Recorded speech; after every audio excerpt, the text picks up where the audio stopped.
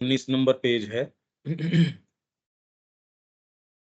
जीवन विषयक भारतीय अवधारणा का उच्च मूल्य एवं सुदृढ़ता।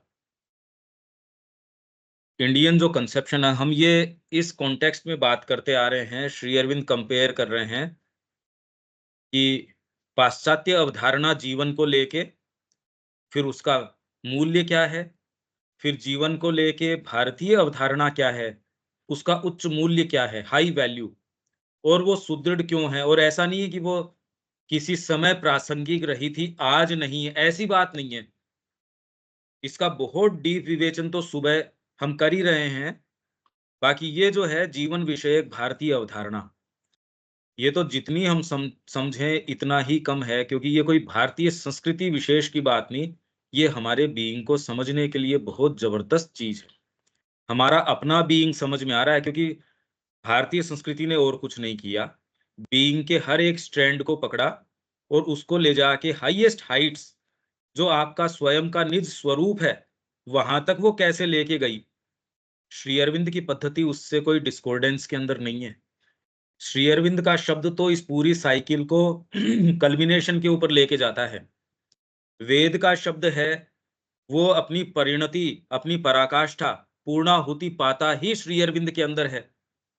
अगर अतिमानस को नए जोड़ा जाए तो मृत्योर्मा अमृतम गमय, ये जो कॉन्सेप्ट है, ये जो श्री अरविंद ने अब प्रैक्टिकल इसका उद्घोष किया है, ये जब तक इसके साथ न जोड़ा जाए तब तक तो दोनों चीज डिसजॉइंटेड हैं।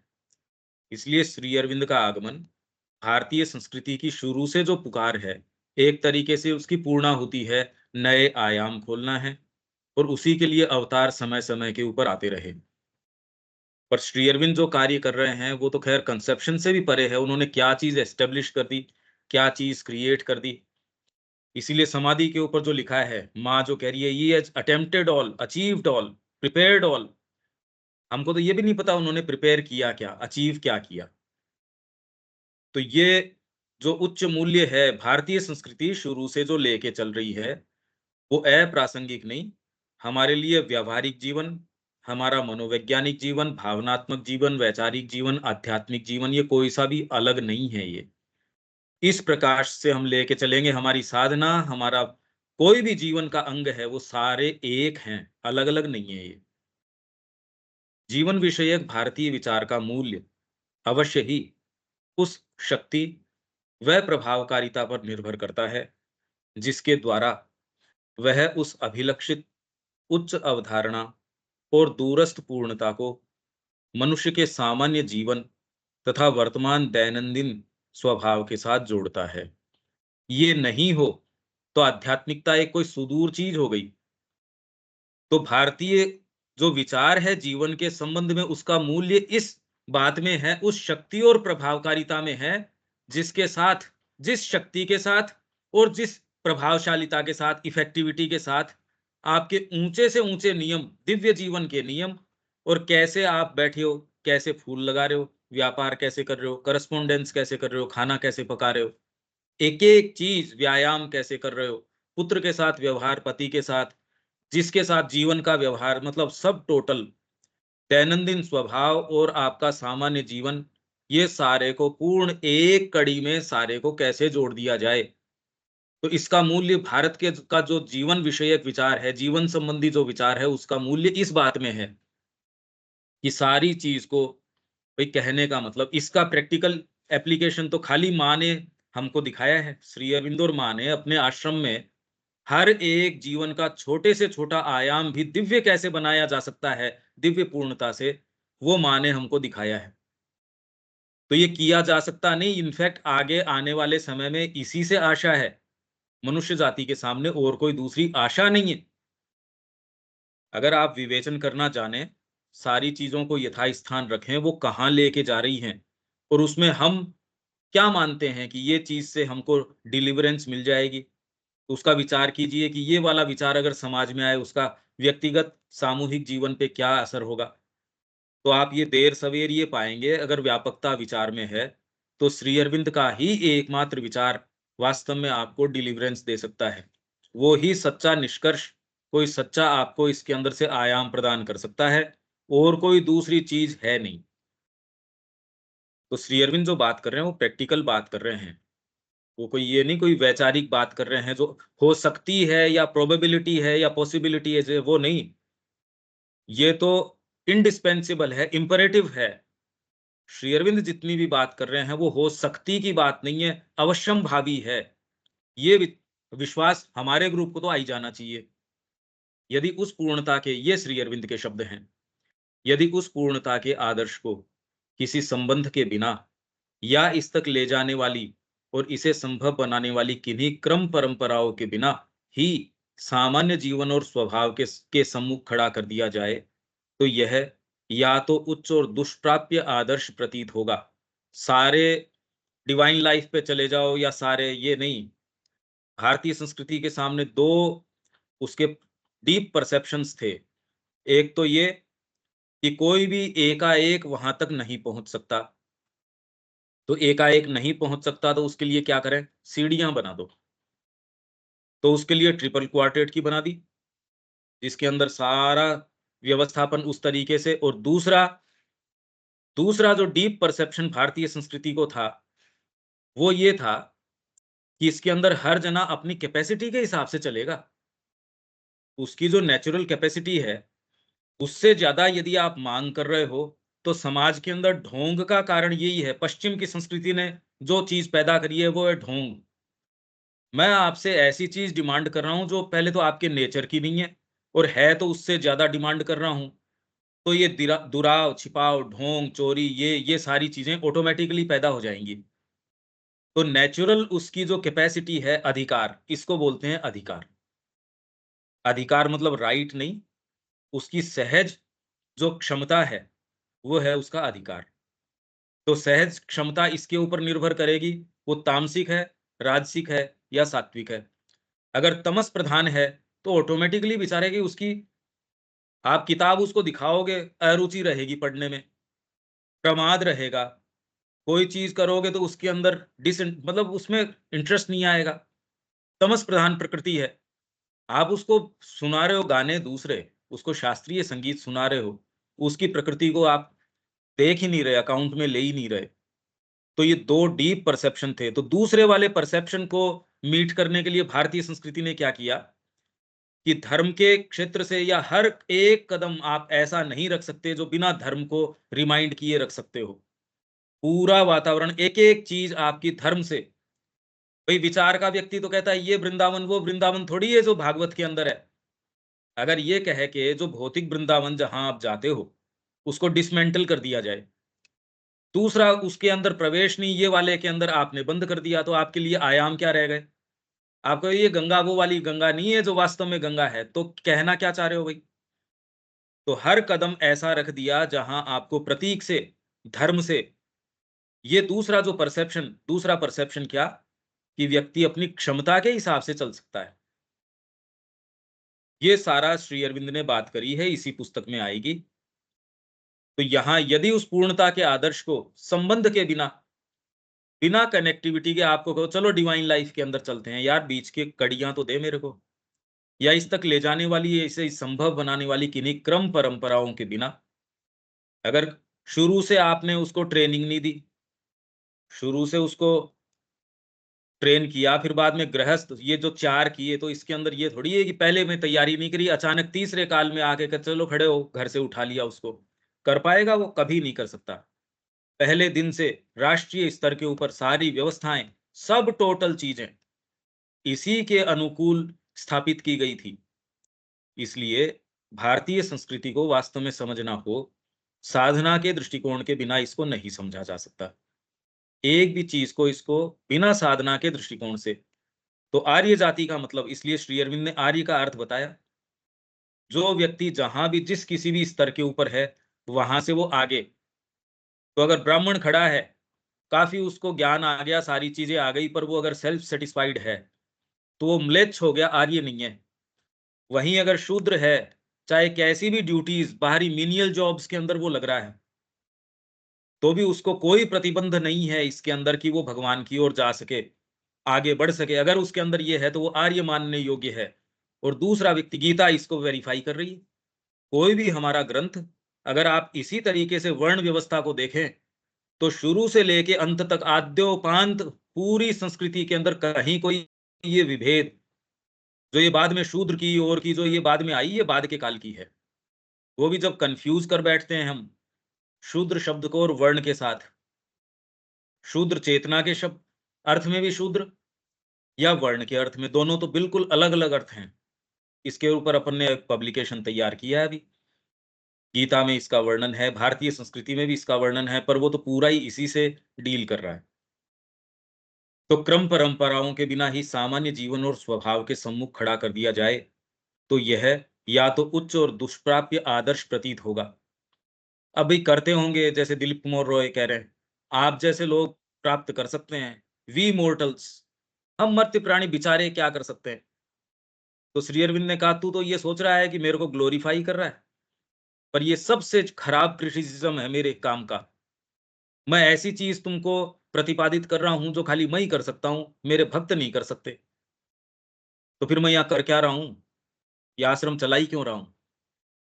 या कुछ असाधारण आत्माओं का अनासक्त सुदूर भावावेग, ऐसा नहीं है।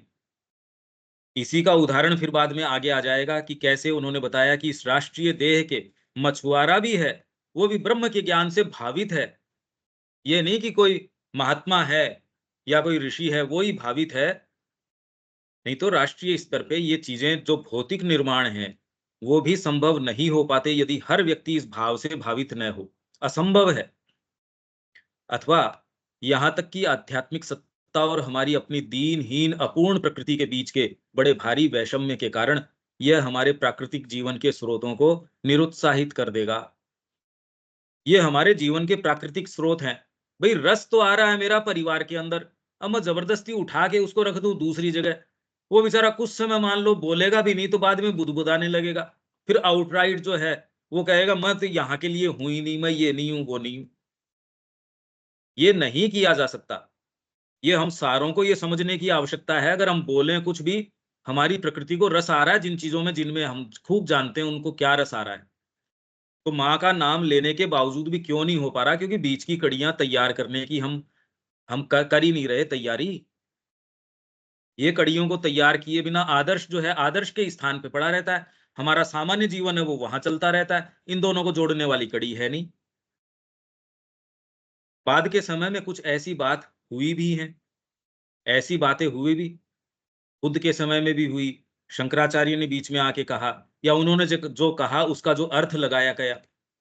जैसे माँ ने कहा कि बुद्ध के समय आध्यात्मिकता बड़ी वैभवशाली थी, धम्मपद के अंदर, या उनके अंदर माँ जो कह रही है तीसरे वॉल्यूम में है ही। बुद्ध अगर आके देखें उनकी टीचिंग्स का क्या बना दिया गया है, वो कह रहे वो उल्टे पांव वापस भाग पड़ेंगे। तो उन्होंने कही एक चीज, बना दिया गया क्या उसका? तो बाद के काल में ऐसी कुछ बातें हुई भी, पर वो उस परिमाण में नहीं हो पाई इस संस्कृति में। हर समय कोई ना कोई गाइडिंग इन्फ्लुएंस आता रहा, मतलब अटूट परंपरा रही ऋषियों की, ऐसे संतों की। तो आप अगर उदाहरण इस तरीके ले तो आप ऐसी अटूट क्रम परंपरा इनकी भी बता सकते हैं, और आपकी दृष्टि अगर वही हो तो आप वैसी भी बता सकते हैं। तो कोई भी काल ऐसे गाइडिंग जो अथॉरिटीज हैं उनसे रिक्त नहीं रहा। घोर जो है तामसिकता और जड़वाद का समय आया, तो श्री अरविंद का आगमन, मतलब परमात्मा स्वयं यहाँ आ गए। तो फिर बाद में अब इसकी समस्या क्या रही है? सच दूसरों के लिए होगी, जो इसके संपर्क में उनको तो नहीं होनी चाहिए। भारतीय धर्म और दर्शन के आत्यंतिक वैराग्यवाद और पारलौकिकता के विषय में पश्चिम की प्रचलित आत्यंतिक मतलब एक्सट्रीम वैराग्यवाद, इसी को अतिरंजित करके बताया जाता है। और इसका कारण मैंने बताया कि जिस तरीके से आप इस जीवन के साथ लिप्त हैं, तो आपको लगता है कि आध्यात्मिकता मतलब आपकी जो ये लिप्तता चेरिश्ड चीजें हैं उससे आपकी दूरी कर रहे हैं, इसलिए आप अलार्म्ड महसूस कर रहे हो। जिस व्यक्ति को ये आ गया यार आनंद है इसके अंदर, ऐसे दो व्यक्तियों को एक दूसरे की बात बिना कल्टीवेशन के समझाई नहीं जा सकती। जैसे मैंने उदाहरण दिया, अपने हरिद्वार में ठाकुर जी के सामने वो व्यक्ति बैठा है वगैरह, पास में गंगा, शाम का समय, लाइट मध्यम, ठाकुर जी का प्रकाशमान मेरे को वो दिख रहा, भजन चल रहे, मैं बड़ा आनंद के अंदर था। बच्चा कहता हमको तो गोलगप्पे खा के आने हैं, वो तकलीफ पा रहा है वहां पे। उसने कहा ले पैसे लेके चला जा और 1.5 घंटे से पहले मत आना, परेशान मत करना। अब उसको तो ये दिख रहा है यार कहाँ ला के फंसा दिया। दूसरा कह रहा है यार किसको साथ लिया है। अब इन दोनों मानसिकताओं को कैसे जोड़ो आप?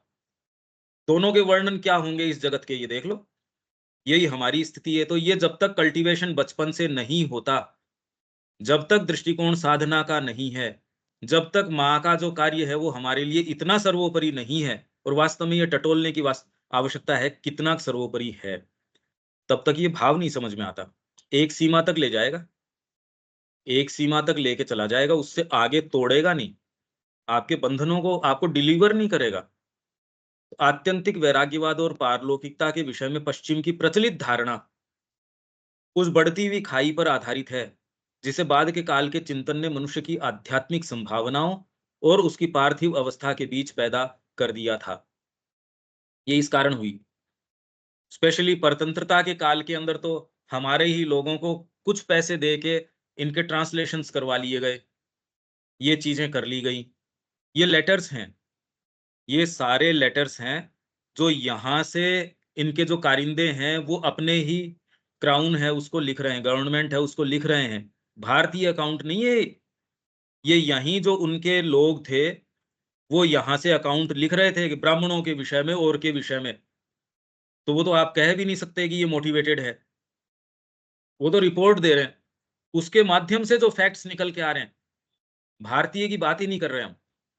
कि विवेकानंद जी की बात करोगे तो आप उसको प्रामाणिक नहीं मानते, श्री अरविंद कह रहे हैं उसको नहीं मानते। अरे वो खुद लिख रहा है, गवर्नमेंट ऑफिशियल या कोई अधिकारी वो लिख रहा है, रिपोर्ट भेज रहा है लंदन, उस रिपोर्ट के अंदर बता रहा है ये क्या है क्या नहीं है। उससे जो फैक्ट्स निकल के आते हैं वो और ये कोई बहुत पुरानी बात नहीं, जो अनादि काल से ये संस्कृति चली आ रही है। और कल तक वो जो रिपोर्ट इसके विषय में वो तो तारीखें हैं, ओरिजिनल लेटर्स हैं, सारे हैं। कोई उनको पढ़ना जाने और किस दृष्टिकोण से, एक ही घटना 4 न्यूज़पेपर कैसे कवर करते हैं। ये तो बहुत साइकोलॉजिकल चीजें हैं, डीप चीजें हैं। कमरे के भीतर क्या चीज हुई, बाहर आके उसका क्या बन जाता है, ये रोजमर्रा में आप देखते हो। तो संस्कृति के विषय में तो क्या क्या बातें हैं, कैसी इन्होंने प्रचलन के अंदर चला दी। तो चरम प्रवृत्तियों के कारण या ह्रास के काल में इन पर दिए गए अत्यधिक बल के कारण भ्रम में नहीं पड़ना चाहिए। यदि हम जीवन विषयक भारतीय विचार का वास्तविक अर्थ समझना चाहें तो हमें इसके सर्वश्रेष्ठ युग की ओर लौटना होगा। पहले इसके जो जो वास्तव में स्वर्णिम युग है, हम उसको समझेंगे तब जाके। और दूसरी यार ये हो ही जाता है, बच्चा बेचारा कोशिश कर रहा था इस चीज की, वो एक कोई पेंटिंग बना रहा है, उसकी क्षमता को देख के आप उसको शाबाशी देंगे, वाहवाही करेंगे उसकी, अरे तूने बहुत अच्छा बना लिया। दूसरा कहता है ये क्या बना लिया? आपने कहा गिवन उसकी कैपेसिटी है, उसकी कंडीशन है, उस हिसाब से उसने जो बनाया है वो तो बहुत ज्यादा उसने एफर्ट किया है, आपको ये तो मद्देनजर रखना ही पड़ेगा। तो इस संस्कृति के स्वर्णिम युग के हिसाब से अब ये जो जो जिस तरीके की चीजें हाथ में ले रही है, आप अपने मानसिकता से अपने भौतिक जीवन को कंट्रोल कर पा रहे हो, ये सामान्य बात है क्या? श्री अरविंद ने कहा मैंने एक एक स्तर ऊपर आरोहण किया, अधिमानस ओवर माइंड में गया, तब ये लगा सुप्रामेंटल आ गया। तो पहले की जो राइटिंग्स है श्री अरविंद की, वेद के अंदर भी है सुप्रा और मेंटल, बीच के अंदर हाइफन लगा के वो लिखते हैं। उस समय कंफ्यूजन थे, अर्ली राइटिंग्स के अंदर ये कंफ्यूजन था एक, बाद में तो क्लियर कट था। उन्होंने कहा जब मैंने इसको जीवन पे प्रयुक्त किया, इस शक्ति को जड़ तत्व पे प्रयुक्त किया, तब पाया कि नहीं अभी उत्तर मिला नहीं, अभी और आरोहण करना बाकी है। उस लाइट से जब आप सारी चीज को देखते हो तब आप पाते हो कि कौन से को यथा स्थान, आप प्रेजुडिसेस या प्री कंसीव्ड नोशंस से ये ऐसा है ये ऐसा है, अरे यार तुम देखो तो सही ये संस्कृति किस चीज के साथ डील कर रही है।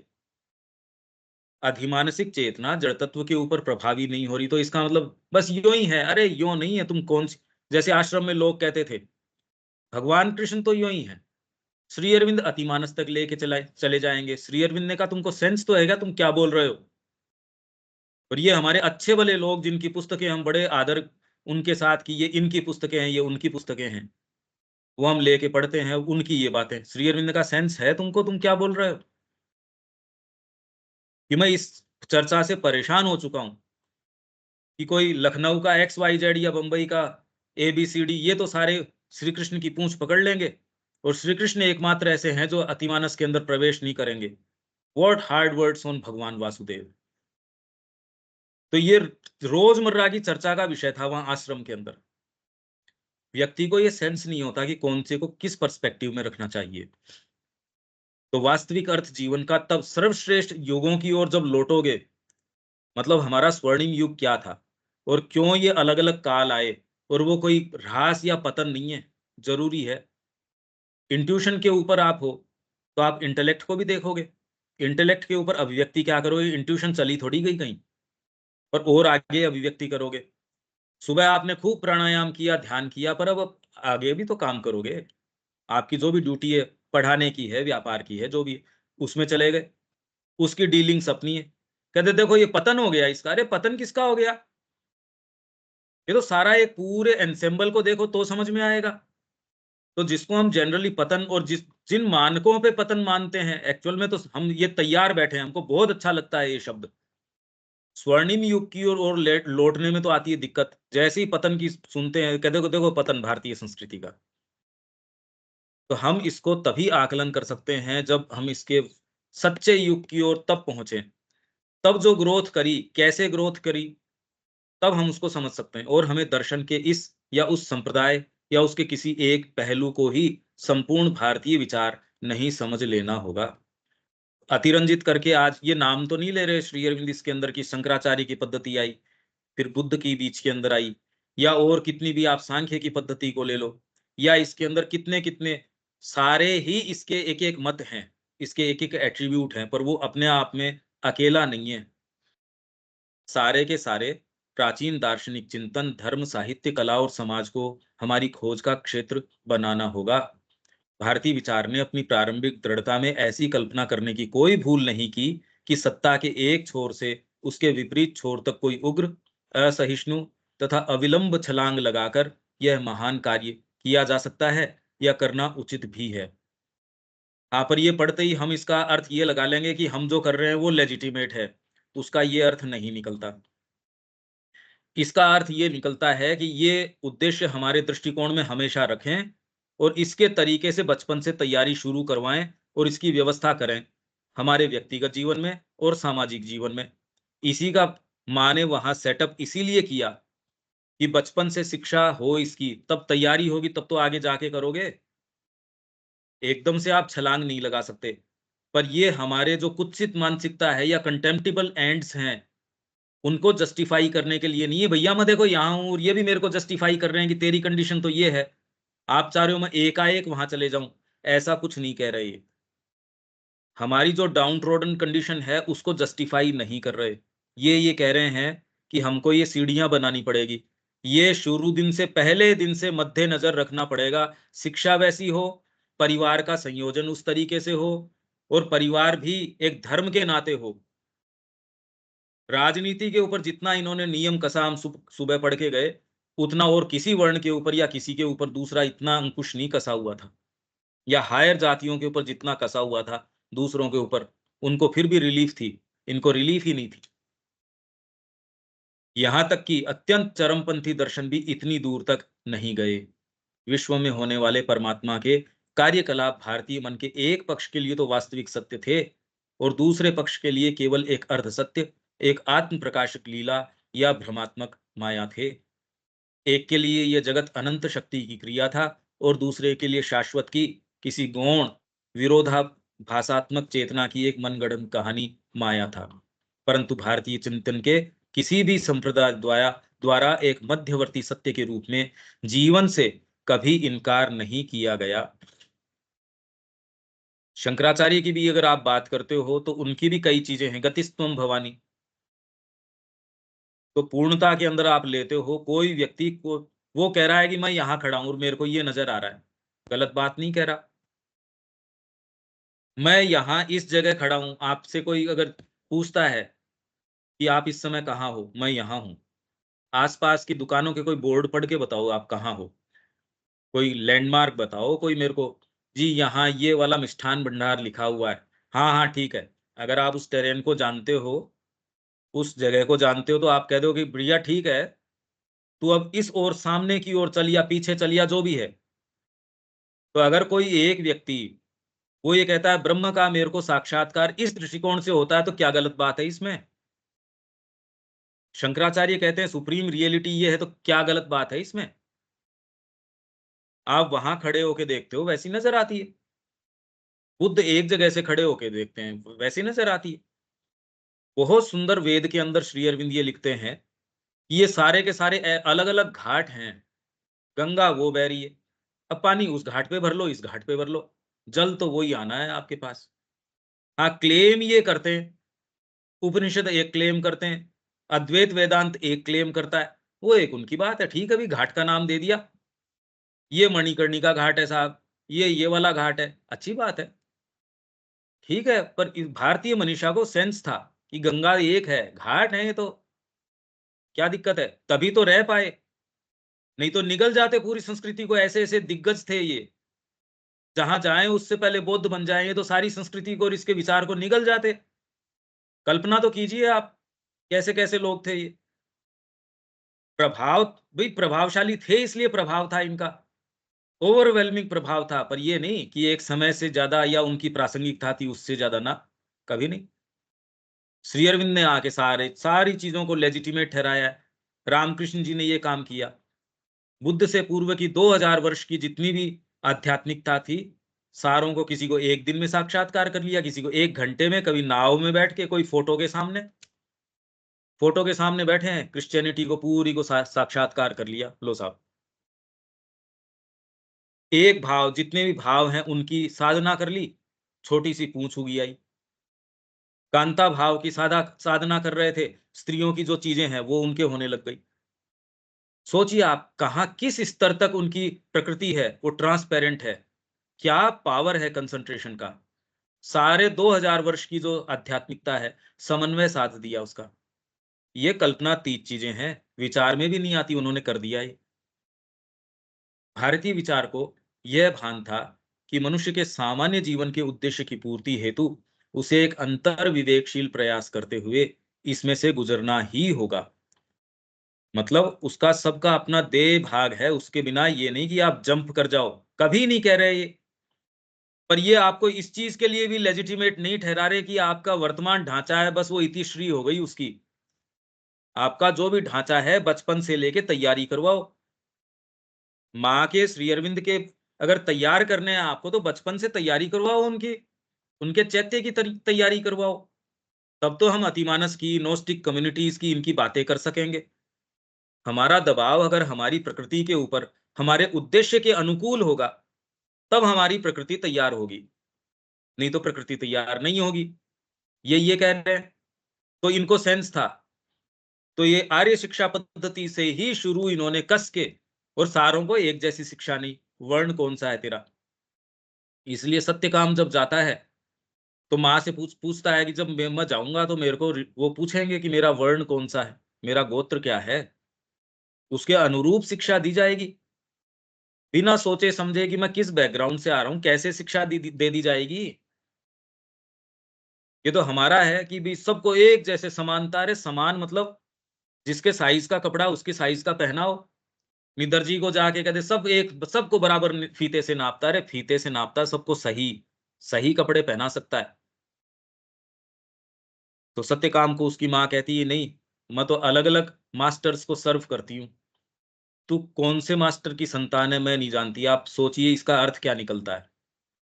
इस बात का अर्थ क्या निकलता है, एक माँ अपने बेटे को ये कह रही है मैं नहीं जानती तेरा पिता कौन है। माँ कैसे नहीं जानती बताओ? तो इसका क्या अर्थ निकलता है, आप उसके, आप अर्थ निकालो, आप तो समझते हो। ये अपने बेटे को ये बात बता रही है, और जिस कॉन्फिडेंस और जिस सत्य को, कहीं कोई हिचकिचाहट वो नहीं। यही बात बच्चे के अंदर कोई कोई शर्म की, या ये नहीं कि कोई उसका पाप का ये बोध नहीं। वो जाके ऋषि के पास जाके ये कहता है कि मेरी माँ जो है वो जबाला नाम है उनका, मेरा नाम सत्यकाम है, मेरे गोत्र का मेरे को पता नहीं।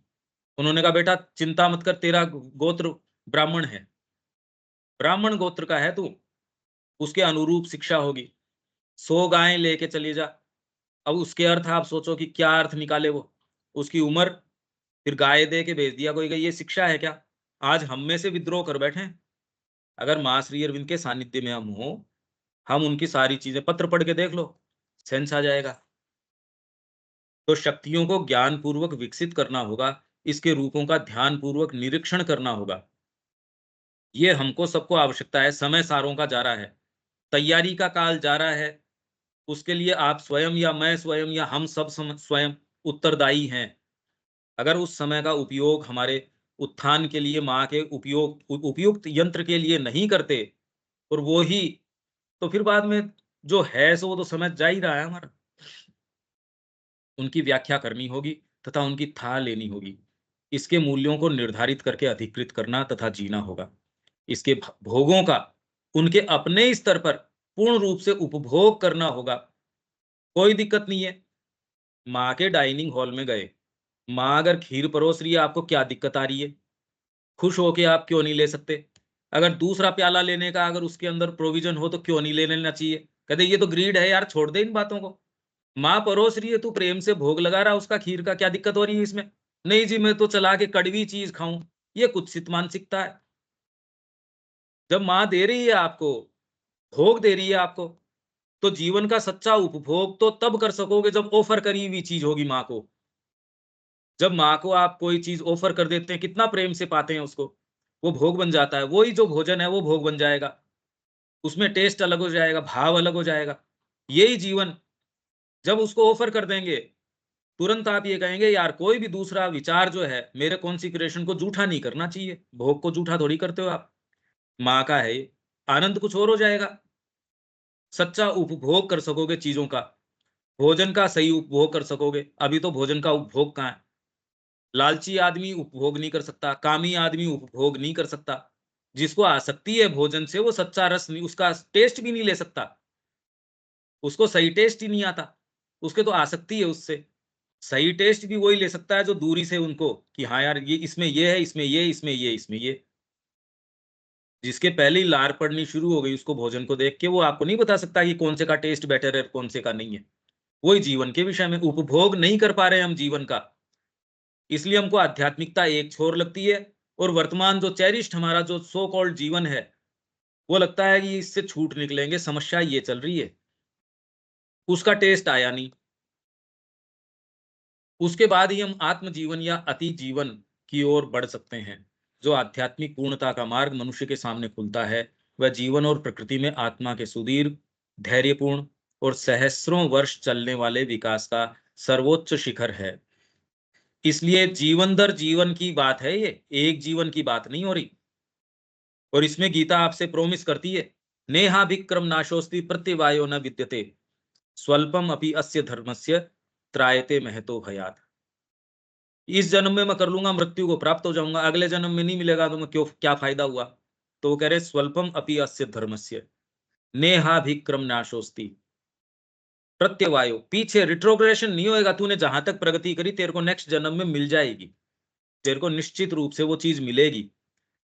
तो विकास का जो सर्वोच्च शिखर है, आप उसके अंदर प्रवेश तो जिस भी स्थिति के अंदर जाके करेंगे। पर ये आपको किसी में, हम में से को किसी ने आके बताया क्या कि तू कौन से वाले स्तर पे है? या इस स्तर के ऊपर माँ को ऑफर करने से कोई रोक रहा है क्या हमको? मेरी बाहरी कोई बाध्यता हो सकती है। इनफैक्ट मेरे को बॉन्ड स्लेव स्लेव बनाया जा सकता है। जैसे एक कहानी आती है, मिस्टिक, एक सूफी मिस्टिक लेडी थी राबिया। उस वो दुर्भिक्ष पड़ा, तो दुर्भिक्ष के अंदर पेरेंट्स खत्म हो गए। किन्हीं जो लुटेरे थे उनके हाथ पड़ गई। वो उसको उठा ले गए। उठा ले गए बाद के अंदर किसी जो व्यापारी है या किसी व्यक्ति को उन्होंने बेच दिया उसको पैसे के लिए। वो उससे पूरे दिन खूब काम लेता। पूरे दिन उसको, ये कहानी बड़ी फेमस कहानी है, जो ये सूफी मिस्टिक राबिया एक हुई। अब रात को वो फिर बाद के अंदर गहराई से अपने भजन या जो भी उसके गीत थी वो गाती थी। एक दिन उसका जो मास्टर, उसने कहा यार ये आवाजें कहाँ से आ रही है? इतनी सुंदर आवाजें आ रही है। वो गया तो प्रेम में मगन होके उसके आंसू चल रहे और भाव कुछ और, पूरे में प्रकाश प्रकाश फैल रहा। अब वो जाके तुरंत उसने हाथ जोड़े, उसने कहा मेरी तो गलती हो गई, पहचान गया वो। अब आप जो चाहें उस वो आप करने के लिए तैयार हैं। वो तुरंत उसने कहा मैं उसको मुक्ति दी। आपको बाहरी कैप्टिविटी भी नहीं रोक सकती। कोई अवस्था आपको यहाँ तक, हमको कौन रोक सकता है ये बताइए? हमको हमारी बाहरी जो अवस्था है, कभी नहीं रोक सकती। हम सारे अभी संकल्प करें, माँ मैं तेरा हूँ, आज से ही बदल जाएगा, इसी क्षण से बदल जाएगा, फंडामेंटली बदल जाएगा। इस लोक में होने वाली क्रमिक आध्यात्मिक उन्नति एवं विकास में यह विश्वास होना ही, यह विश्वास, यही बात मैं कर रहा हूं, निसंदेह वह गूढ़ रहस्य है जिसके कारण पुनर्जन्म के सत्य को भारत में प्राय सार्वजनीन मान्यता प्राप्त हुई है। ये भी मानते थे, बाद में एक कांग्रेगेशन इन्होंने किया, सम्मेलन किया, उसके बाद में कहा आज से नहीं मानेंगे अपन पुनर्जन्म को, आज से नहीं मानेंगे। बाकी ये भी मानते थे पुनर्जन्म को। निम्न योनियों में सहस्रों जन्मों के द्वारा ही विश्व में अवस्थित निगूढ़ आत्मा, जो अचेतनों में भी चेतन है, चेतन है अचेतनेषु, मनुष्य तक पहुंची है। और केवल सैकड़ों या हजारों, यहां तक कि शायद लाखों मानव जीवनों के द्वारा ही मनुष्य अपनी दिव्य अध्यात्म सत्ता में विकसित हो सकता है। प्रत्येक जीवन एक पग है। ये लाखों करोड़ों जो ये कह रहे हैं, मतलब ये बात क्या है? ये खाली गिनती कह रहे हैं या क्या हम इससे थोड़ा सा रिलेट कर सकते हैं? एक उदाहरण मैं आपको देता हूं इसके अंदर, प्रैक्टिकल उदाहरण इसके अंदर। क्योंकि यूँ तो एक कहने की बातें हैं बस ये, लाखों बोल दो या करोड़ों बोल दो, अपने लिए तो कोई एक खत्म होने के बाद तो अब किसने देखा? हमने से तो किसी ने देखा नहीं। न तो पहले वाला देखा, ना आने वाला हम देखेंगे। तो अब लाख बोल दो या गिनती कितनी भी बोल दो, जिसकी जितनी गिनती आती है उतनी कह सकते हो। माँ कह रही है, एक बार जब आप इस पथ के ऊपर आ गए, डिसाइसिवली आपने ये जीवन ले लिया, क्योंकि ये एक असंभव सी चीज है कि अंतरात्मा आके आपकी बाहरी प्रकृति के ऊपर अपने आप को दर्ज कर सके, ये आके कह सके कि माँ मैं आपका हूं। अंतरात्मा बाहरी प्रकृति तक अगर आके ये कह सके कि भगवान मैं आपका हूं, ये इसी को द्विज की संज्ञा दी जाती थी। वेद के अंदर शुरू से हमारे यही है, इसी को पुकार कहते हैं, इसी को जो कह रहे हैं, इसी की यही साधना का शुरुआत का ये चीज है। ये चीज आपके अंदर आ गई, आने के बाद में आप उस ओर मार्ग पे चल पड़ते हो। मार्ग के ऊपर कई ऐसी चीजें आती है जब फेथ डगमगा जाता है, बाहरी प्रतीतियां आपको ओवरवेल्म कर देती हैं। काल आंधी के तूफानों के सबके आते हैं, श्रद्धा यदि आप थाम के आगे चलते हो तो आप इस जीवन में चलते रहोगे। पर यदि मेस्मराइज होके उससे या भयभीत होके या कैसे भी आप इस मार्ग को छोड़ देते हो, कोई जरूरी नहीं है कि और आगे आने वाले जन्मों के अंदर ये संभावना आपके सामने आएगी। किस रूप में आएगी, किस रूप में नहीं आएगी? आपका किसी गणमान्य व्यक्ति है, उसके साथ 5 मिनट की मीटिंग फिक्स हुई, बड़ी मुश्किल से वो 5 मिनट की मीटिंग, आइदर तो आप चूक गए या उसका जो कंटेंट है वो उस व्यक्ति के अनुरूप नहीं है, आप उससे ऐसी कोई चर्चाएं वगैरह कर रहे हो, आपका 5 मिनट आपने खराब कर दिए। तो इस जन्म में या किसी भी जन्म में आपकी अंतरात्मा ने आके ये कह दिया कि मैं हूं, आपकी भौतिक प्रकृति के ऊपर दर्ज कर दिया। अभी हम सबके सामने यही तो समस्या चल रही है, डिसाइसिवली आके कह नहीं रही कि मैं और कोई दूसरा काम नहीं कर सकता। उसने डिसाइसिवली आके आपके कदमों को मोड़ दिया और पथ पे ला दिया। लाने के बाद यदि पथ को छोड़ता है, तो माँ कह रही उसके अनेकों जन्मों तक उसके कॉन्सिक्वेंसेस हैं। ऐसे व्यक्ति के लिए हम में से कोई भी अगर ये मानता है कि उसका जीवन माँ के निहित है, तो उसको सीरियसली लेना चाहिए। ये कोई भावनात्मक या वैचारिक बात नहीं है, ये प्रैक्टिकल बात है। ये जीवन का सर्वनाश है, क्योंकि अंतरात्माचारी एक बारी प्रकृति अपने तरीके से चला रही है। तो आप सोच लीजिए, अगर उसके हिसाब से चल रहे हो तो बाहरी प्रकृति आपको कहीं की कहीं लेके चली जाएगी। तो शायद लाखों मानव जन्मों की बात क्यों कर रहे हैं? ऐसे प्रयास हुए, ऐसे प्रयास होने के बाद में अगर ऐसी आत्माएं हैं, तो सावित्री में भी जैसे वो लाइन है कि उनके कई बार लॉस्ट सोल्स हैं, उनकी दर्ज ही नहीं होता, रजिस्टर में से गायब है जी। तीर्थ यात्रा पे गए थे 8 यात्री, बीच में बस गायब हो गई, पानी में डूब गई, लाशें भी नहीं मिली। वापस रजिस्टर के अंदर 8 की गिनती नहीं आ रही। 6 की आ रही है, 4 की आ रही है। कहाँ गई वो आत्माएँ? वो गायब हो गई। ये प्रैक्टिकल बातें कह रहा हूँ मैं। तो शायद लाखों। तो माँ कह रही है संकल्प ये करो कि इसी जीवन में आपने संकल्प लेके अपना स्थान छोड़ दिया, अपना घर छोड़ दिया या कुछ भी छोड़ दिया या कुछ भी कर लिया और फिर वही चीज़ लेजिटिमेट ठहरा रहे हो, वही काम कर रहे हो। ये तो गुरुद्रोह है। जी, मैं वहाँ से वाइंड अप करके आ गया इस काम के लिए। क्या उसके लिए आप ट्रुथफुल हो, सिंसियर हो? मेरे अंदर अगर ये चीज़ है, अब भाई सारे हम इतने मैच्योर हैं यहाँ, सारे अपनी सिंसियरिटी को टटोल सकते हैं। एक भी ऐसा नहीं है जो इस चीज़ को नहीं समझता और जिसके अंदर ये एस्पिरेशन नहीं है, पर टेंड करनी पड़ेगी इसको, इस रूप में कि ये आपके जीवन की सबसे कीमती चीज़ है। उसके अनुरूप अब किस तरीके से करोगे आप? घर में शादी भी है तो हम सारी चीज़ों को कैसे अरेंज करते हैं? वैसे ही आत्मा के आविर्भाव की बात है। उसका परमात्मा के साथ पाणी ग्रहण अगर इस जीवन में हो रहा है, वो कितनी सर्वोपरि चीज़ है और उसको हम सीरियसली नहीं ले रहे, तो उसके जो परिणाम हैं, वो तो हैं ही ऑलरेडी, बाद में क्या होंगे? प्रत्येक जीवन एक पग है, जिसे वह पीछे या आगे की ओर आ गई, ठीक वही बात आ गई। बिल्कुल यही बात है, अगर वो आपके पास आयाम आया और आप अगर उसको यूटिलाइज़ नहीं कर रहे, जिसको नहीं आया उसकी बाध्यता नहीं है, उसकी रिस्पॉन्सिबिलिटी नहीं है। पर आपके और मेरे अगर आ चुका और हम अगर परधर्म की बात करते हैं, उसके कॉन्सिक्वेंसेज़ हैं, बहुत गंभीर कॉन्सिक्वेंसेज़ हैं। माँ कहती ग्रेस आपके दरवाजे पे आके खटखटाती है, दामोदर के अंदर श्री अरविंद कह रहे हैं। वो खटखटाती है, अगर आप उसको माकूल जवाब नहीं दे पाते, वो लौट जाती है। अब इससे बुरी आप आत्महत्या कर लो, तो भी इससे बुरी बात क्या हो सकती है कि ग्रेस, सुप्रीम ग्रेस आई खटखटा के वापस चली गई, क्योंकि हम उत्तर देने के लिए तैयार नहीं थे। Because the lamp has not been kept trimmed, thrice woe to them, hour of God का यही तो है।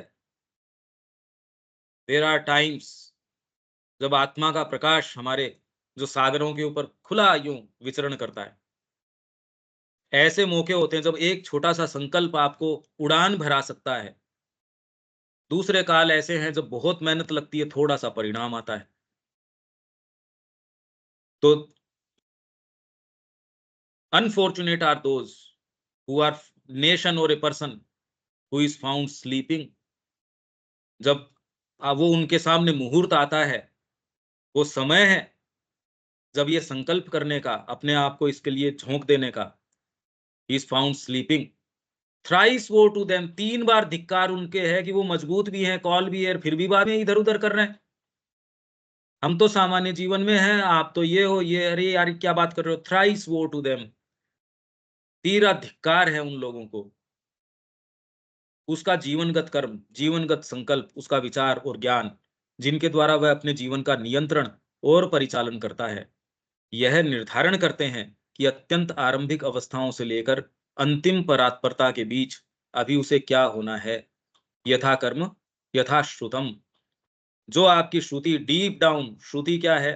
जो सुन चुका आपको, मतलब आपको माँ का आह्वान आ चुका, भाई सुन चुका, या तो आप ये कहिए कि मेरे को नहीं सुना। अगर आप ये कहते हैं कि एक स्तर के ऊपर भी आपको सुना है यथा श्रुतम, तो यथा कर्म, कर्म में डाल दो उसको। कर्म में आ नहीं रहा, तो यथा श्रुतम और यथा कर्म तो हुआ नहीं फिर। ये भारतीय संस्कृति का जीवन विषयक मूल्य है, उसकी उसकी परिकल्पना ये है कि मेरा जीवन वो हो जो है, और वो सारा काम प्रैक्टिस प्रैक्टिस में किया इन्होंने, शिक्षा से लेके क्रमशः आत्मा के विकास को, जिसकी परिणति पूर्णता या दिव्य परात्परता में हो, तथा मानव जीवन को इसकी प्राप्ति का पहला सीधा साधन और बारंबार मिलने वाला सुअवसर स्वरूप मानने वाला यह विश्वास ही जीवन विषयक भारतीय विचार की धुरी है, केंद्र है। आप कोई भी दूसरी बातें करो इसमें कि गृहस्थ धर्म सबसे ऊपर धर्म है, कई लोग अपने को लेजिटिमेट ठहराने के लिए गृहस्थ धर्म सबसे ऊपर धर्म है, वो वास्तव में कुछ कहना नहीं चाह रहे। भारतीय संस्कृति की धुरी क्या है देख लो आप। जीवन विषयक भारतीय विचार की धुरी है। ये बात हमारे जीवन को एक कुंडलाकार या चक्राकार गति के साथ होने वाले आरोहण का रूप दे देती है, और साधना को माँ कह रही है, माँ का एक डायग्राम है, एक पहाड़ी है, एक तो स्पाइरल्स के अंदर चल रहा है, यो घूम घूम के, घूम घूम के और एक साधना क्या करती है, आपको नीचे से सीधे ऊपर की ओर लेके चली जाती है। तो जो कई जन्मों में होने वाला काम है, जैसे चैत्य की बात है, माँ कह रही है जो बहुत ज्यादा फास्ट हैं, पॉइंटेड हैं, वन पॉइंटेड हैं, 300 बरस लगते हैं।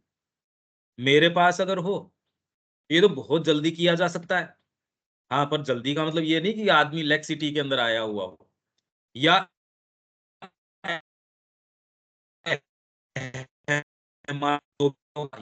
तो किसी तरीके से नहीं हो सकता। अब इससे कैसे बचा जाए? पर ये सीधी रेखा है, मतलब संभावना सीधी रेखा की है, हमको कुंडलाकार चलने की आवश्यकता नहीं है। और इस आरोहण के सुदीर्घ काल को मानव ज्ञान, मानव कर्म, मानव अनुभव से परिपूरित करना होता है। इसके भीतर सभी पार्थिव उद्देश्यों, क्रियाकलापों और अभीप्साओं के लिए स्थान है। इस आरोहण में, हेलो, कुछ बोलना है क्या? नहीं, थोड़ी डिस्टर्बेंस आ रही थी, कोई ना कुछ नहीं है। कनेक्टिविटी में कुछ प्रॉब्लम लग रहा था। ठीक है। आवाज आ रही है? हाँ, आवाज आ रही है, वीडियो भी मस्त चला रही ठीक है, ठीक ठीक। इसके भीतर सभी पार्थिव उद्देश्यों, क्रियाकलापों और अभीप्साओं के लिए स्थान था। तो ये मान बैठना कि ये जीवन से पलायन की संस्कृति है, बिल्कुल नहीं है। अगर ये पलायन की होती तो जो पराकाष्ठा की चीजें इसने पैदा कर दी वो हवा में से लिया ही क्या? कपड़ा कल तक नहीं बना पा रहे थे ये, इन्होंने यहां ढाका से और से जो मलमल लिया, इन्होंने ड्यूटी लगा दी। इतनी ड्यूटी कि कोई यहां से बेच नहीं सके, तो प्राइवेट जहाज उन लोगों ने यहां भेज के कपड़ा मंगवा लिया अपना। कहे यार ये तो मान नहीं रहे, अपनी मिलें चल नहीं रही। इनको ये सारी चीज के बावजूद आज ये कह रहे हैं चिकित्सा की ये पद्धति यहां डेवलप हुई, वहां डेवलप हुई। ये सब बकवास बातें हैं, टोटल बकवास बातें हैं ये। प्लास्टिक सर्जरी सबसे पहले यहाँ, आपके ये किताब स्वामी नारायण वालों ने निकाली है, वो कई फैक्ट्स को इकट्ठा कर रहे हैं, नया नहीं ला रहे। हिडन होराइजन्स, 1000 वर्षों की या और की इनकी सारी चीजों को इन्होंने सामने लाके सेंटर ऑफ द गैलेक्सी यहां से नाप दिया। उस समय, जिस समय ये भी नहीं पता था कि धरती घूम रही है, सूरज घूम रहा है, क्या है गैलेक्सी का तो सेंस ही नहीं था। लोगों को ये डर था कि समुद्री यात्रा करेंगे, गिर जाएंगे कहीं पे। आगे जाके तो कैदियों को लेके जाते सहर्ष, कोई समुद्री यात्रा पे जाने तैयार नहीं था। यहाँ मतलब विश्व ने जब कोई भी चीज कही, उससे तो हजार हजार साल पहले इस संस्कृति ने वो कह दी, तो कहाँ कहाँ से लिया है? ये हवा से लिया है। वेद अगर लिखे, जिस भाषा के अंदर लिखे गए हैं, भाषा भी अपने आप के अंदर बैकग्राउंड की मांग करती है। आपकी अगर अच्छी कोई भी भाषा डेवलप्ड है, और अगर इतनी जबरदस्त भाषा, मिस्टिक भाषा डेवलप्ड है, तो वो कितना लंबा बैकग्राउंड एक मान के चलती है, आप ये कल्पना कीजिए। और ये कहते हैं कुछ है ही नहीं, पीठ है ही नहीं उसके। अरे यार कैसा आप मतलब, सफेद झूठ, झूठ क्या परवर्टेड है आपकी बुद्धि तो। और हमारे गले भी उतर रही है। देखो आप क्या बात हो रही है, हम खुद को ही अवमानित करने में क्यों रस ले रहे हैं, ये समझ नहीं आ रही। इस आरोहण में सब प्रकार के मानव चरित्र और स्वभाव के लिए स्थान है।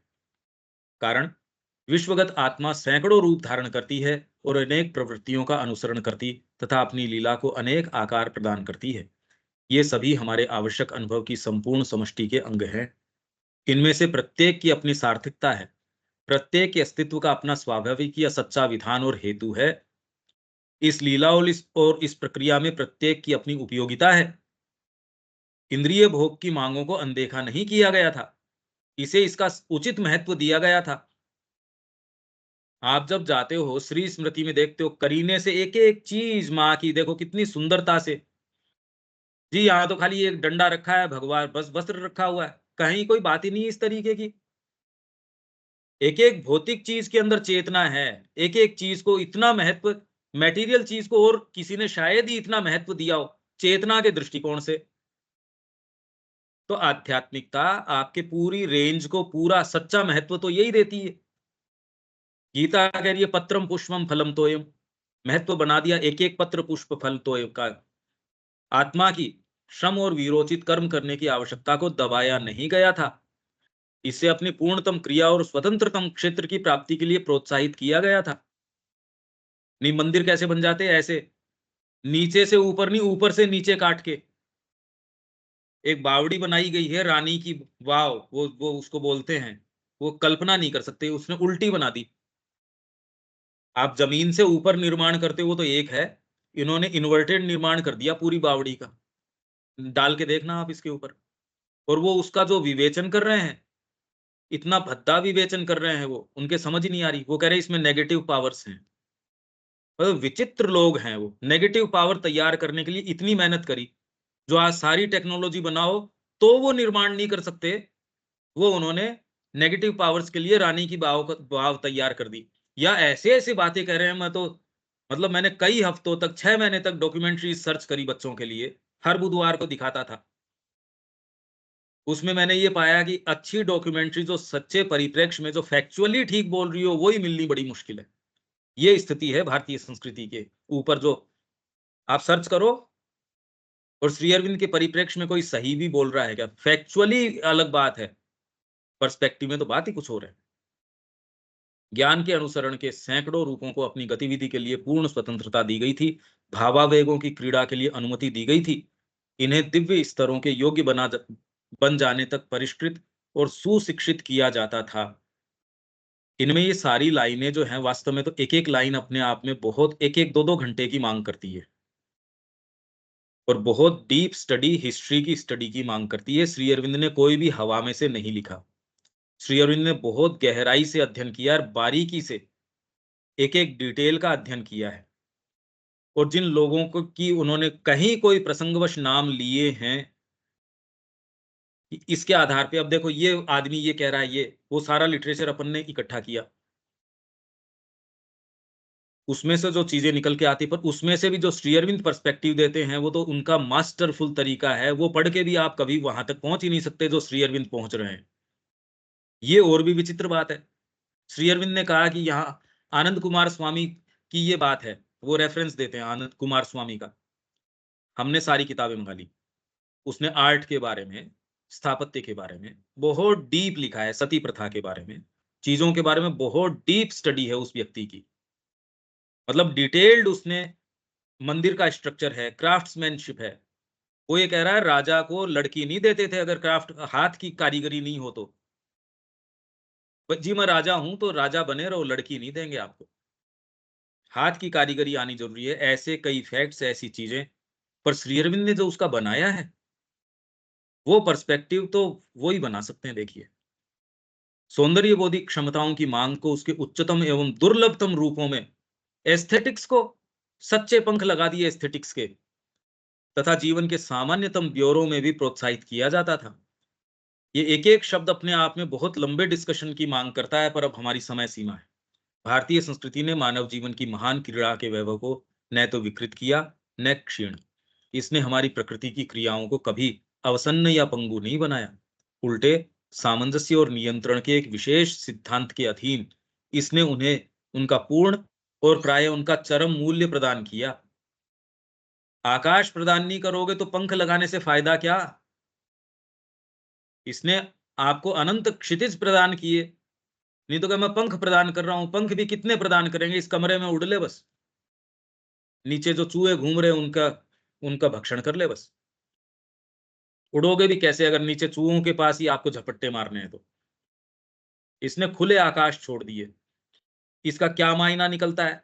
कला में इसके क्या मायने निकलते हैं? पश्चिम की टॉप मोस्ट ये है तो भारत की ने शुरुआत वहां से करी। पश्चिम का संगीत टॉप मोस्ट ये, तो भारत का तो आयाम ही दूसरा है, उनको सेंस नहीं है। कला के अंदर, स्थापत्य के अंदर ये जो जो चीज का निर्माण कर रहे थे, वैश्विक जो संरचना है उसको 7 परकोटे, भगवान विष्णु वहां जाके भीतर एकदम गर्भगृह के अंदर क्यों है, वो एक छोटा सा दिया जल रहा है, शेषशाही भगवान उसके अंदर हैं। सब प्रतीकात्मक है कि आप भगवान की इस विश्व में उपस्थिति, उस मंदिर के अंदर आप ये विजुअलाइज करके, या डीप ध्यान की अवस्था में मैं एक एक परकोटे मेरे बीइंग के प्रवेश कर रहा हूं मैं। उनकी साइजेज उस तरीके की, उनके अंदर स्थापत्य इस तरीके का कि हर कोना आपको रिमाइंड करता है कि विश्व में ये इस तरीके की चीजें हैं। हर मूर्ति आपको वो रिमाइंड करती है।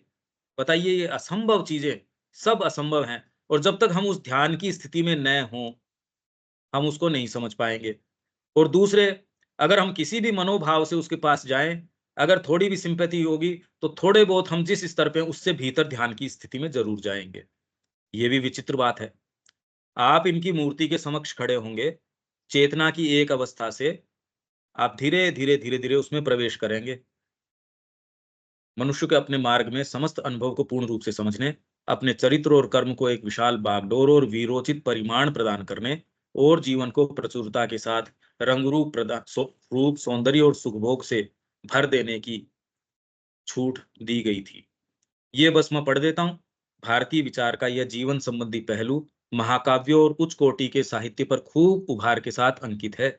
निसंदेह ये बड़े आश्चर्य की बात है कि सतर्क दृष्टि या मस्तिष्क रखने वाला कोई व्यक्ति जिसने रामायण और महाभारत को नाटकों, साहित्य, महाकाव्यों तथा आख्यायिकाओं को और संस्कृत तथा बाद की भाषाओं में विरचित अति विपुल सूक्ति काव्य और जो सूक्तियां अच्छी अच्छी अच्छी ऐसी वाणी बोलिए मन का आपा खोए, कितनी सुंदर सुंदर सूक्तियां हैं, सूक्ति काव्य और बहुत बहुत है, और गीति काव्य को, अन्य सांस्कृतिक कृतियों और सामाजिक एवं राजनीतिक शास्त्र और चिंतन की अपार राशि की हम यहाँ कुछ चर्चा भी नहीं करते। कितनी चर्चा कर सकते हो, गली गली में बिखरी पड़ी है, पढ़ा हो और फिर भी इस विशाल समृद्धि और महानता को देखने में असफल रहा हो। ऐसा नहीं हो सकता। जानबूझ के या तो हमारी फूटी पड़ी है या हम अभी मनुष्य नहीं बने हैं। शरीर शरीर मनुष्य का है, मानसिकता मनुष्य की अभी नहीं है, तो भले ही हम इस चीज से ओझल हो सकते हैं, नहीं तो ये असंभव है। उसने अवश्य ही देखने वाली आंख या समझने वाली बुद्धि के बिना ही पढ़ा होगा। वास्तव में अधिकांश विरोधी आलोचकों ने तो कुछ भी अध्ययन या अनुशीलन किया ही नहीं है। जो लोग अपने में से भी कुछ दलीलें जो देते हैं, तब ऐसा रहा था, तूने कुछ पढ़ा, ये प्रथा वो प्रथा, सब बकवास बातें हैं, पश्चिम की देन है, ये सब टोटल समाज सुधारक जितने भी आए वो वहां के टुकड़ों पे पलते आए। हमारी रंग में किसी भेड़ियों को भेज दिया उन्होंने कि जाओ उन बेवकूफों को समझाओ। वही सिस्टर निवेदिता आती है यहाँ, वो जो चीज कहेगी वो प्रमाणिक है या कोई आपके दूसरा आएगा समाज सुधारक वो प्रमाणिक है? इनके वर्क्स पढ़ो तो समझ में आता है।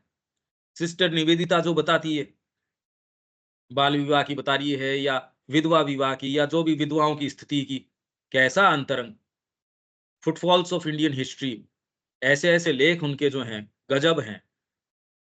उनकी हमारे को फुर्सत नहीं, खाली किसी ने परोस दिया और वो भी परोस दिया क्या, या हमारे नोशंस हैं, बोलने के लिए बोल रहे हैं। अपने आप को प्रश्न तो करो कि आपके पास आधार क्या है बोलने का। अभी तो केवल अपनी पूर्व कल्पित धारणाओं को ही एक तीव्र या उच्छृंखल तथा अज्ञान युक्त विश्वास के साथ छितरा दिया है। हम इससे बचना चाहते हैं, ये गलती में हम नहीं जाना चाहते। और क्योंकि श्री अरविंद ने जब इस चीज को कह दिया तो अब तो कोई कारण ही नहीं है। जब श्री अरविंद इसको वैलिडेट कर रहे हैं, एक वॉल्यूम भाषा विज्ञान पे 14वां, 15वां और 16वां, आप उनकी टाइटल्स तो देखिए। अर्ली कल्चरल राइटिंग किस चीज से डील कर रही है? 14वां वॉल्यूम खाली अ आ ई ई, ये भाषा, ये इसमें क्या, 15वां वॉल्यूम सीक्रेट ऑफ वेद, 16वां volume mystic hymns to the mystic fire, 17वां 18वां आपका उपनिषद के ऊपर, 19वां गीता के ऊपर, 20वां इंडियन कल्चर के ऊपर। आप देखो तो सही है क्या चल रहा है।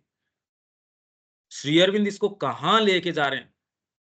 सीक्रेट ऑफ वेद के अंदर उन्होंने एक एक शब्द को लिया, 10-10 हजार मंत्र हैं उन पे प्रयुक्त किया उसको, फिर निर्णय के ऊपर आए कि मैंने अंगिरस शब्द को सब पे लगाया, मैंने इस शब्द को सारों पे लगाया, तब मैं इस निष्कर्ष पे आया हूं।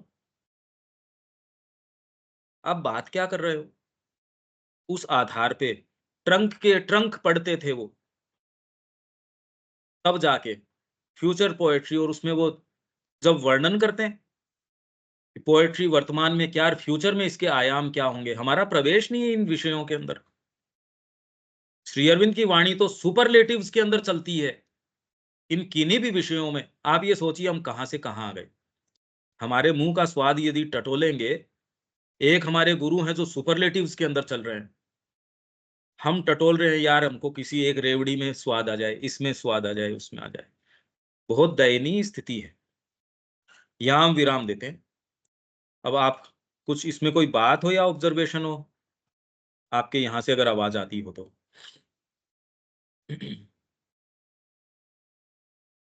ठीक है।